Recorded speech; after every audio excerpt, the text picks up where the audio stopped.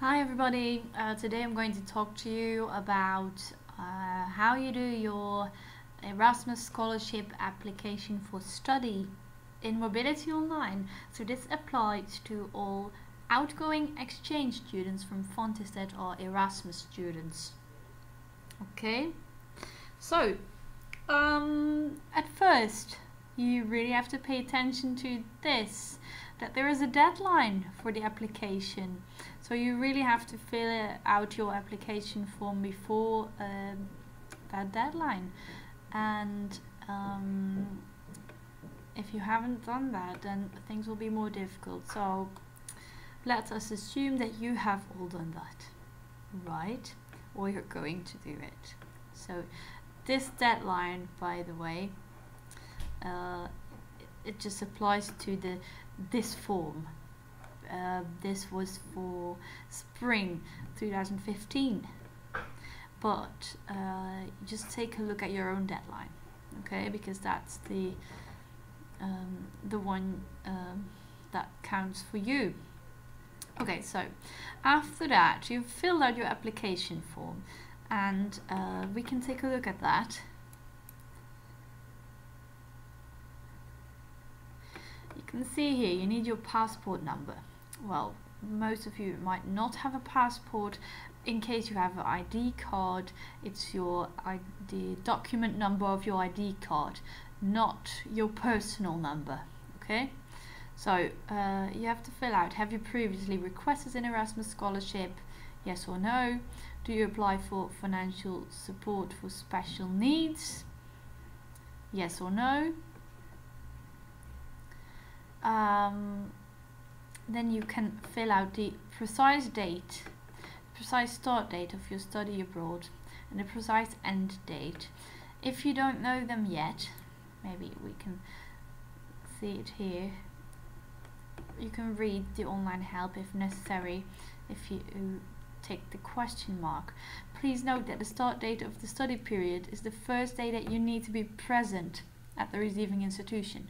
For example, this could be the start date of the first course, a welcoming event organized by the receiving institution, or language and intercultural courses. This may include attending language courses organized or provided by other organizations than the receiving institution, if the sending institution considers it as a relevant part of the mobility period abroad. Okay, so I hope that's clear to you. If you don't know the dates yet, you can fill out the approximate dates and let us know the specific dates as soon as possible, because the amount of your scholarship is depending on the length, the duration of your stay. Okay? So the duration in months you fill out here, and the number of credits you expect to receive during your study abroad period. Well, here somebody filled in 10. This is a test account, but obviously you all know that this has to be 30 if you're going abroad for your minor. Okay? So the web link to the course catalogue at the receiving institution describing the learning outcomes. Probably you received a web link from the contact person at the university abroad or from your own international coordinator. Otherwise, ask them about it, or you can find it on the website of the university abroad. Will you follow courses conducted in the language of the host country? Yes or no? And then you can define your level of language that you will use during your study period abroad. And there are some new rules made by the European government about this. You'll have to make a language test, and even if necessary, you might have to take a language course. I will get back to you on this when we have more information about this. Okay, So then you will be able to find it on our website www.fontys.nl/studyabroad, and you will also be able to find a tutorial about it on this YouTube channel. So as long as you don't find this yet, you don't have to do anything with it. What is the level of language competence you have or agreed to acquire by the start of your study period abroad? Please fill it in. Okay, and this question is a placement part of the study period abroad. That means while you're abroad, are you going to do a placement? So for example, you're going to be there for 4 months, and then 1 month consists of placement and the other 3 months are study. In such a case, a placement is a part of the study period abroad. Okay, so think about that. Then the sending institution, that's Fontys. So who's your contact person? What's the position of your contact person? Probably it's a coordinator internationalization. Okay, so fill out their details. Okay, the responsible person who will sign your learning agreement, etc. Position, blah blah blah. Okay, for the receiving institution is your host university, the university abroad that you're going to. They're receiving you as a student. So who's the contact person there? If you don't know this, you can ask your international coordinator. Fill in all the details and you go down. And information on insurance. You really have to think about insurance here, and if you don't know what kind of insurance you need, you can go to www.fontys.nl/studyabroad, go to registration and insurances, and there you can see what kind of insurance we offer. You can also have your own insurance, but just make sure that you know what kind of insurances you need. Okay, so they're also listed here, so please fill out the name of the company and the policy number. Okay, and furthermore,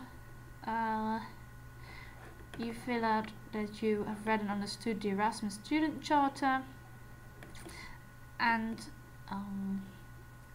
you can click save if you have answered all the questions. Okay, so after that, because that's the most important part, go back.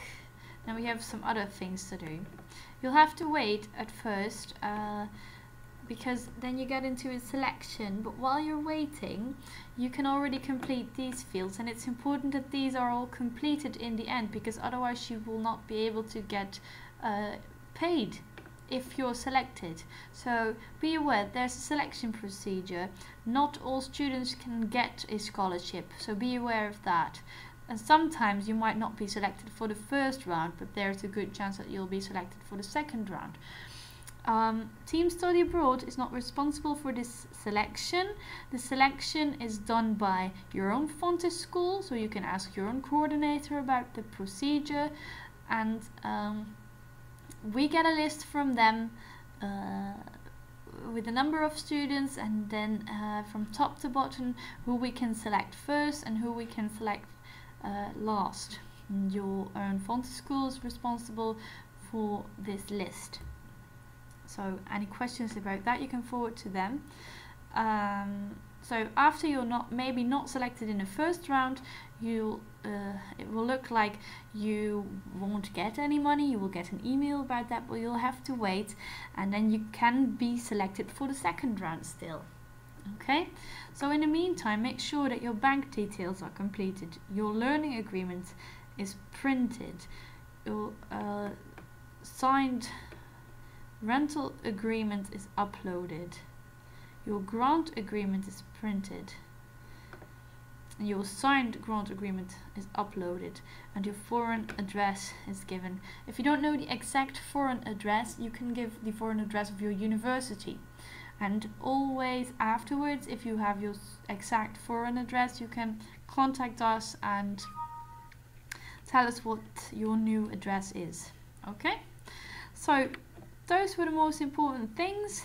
If there are any questions, you can ask them and email them to studyabroad@fontys.nl, because my Erasmus colleagues will also read all the Erasmus concerning emails from that mailbox. And if there's anything not going right within Mobility Online with your Erasmus application, please email mobilityonline@fontys.nl and we will try to help you. Okay, good luck and thank you very much and have a nice day.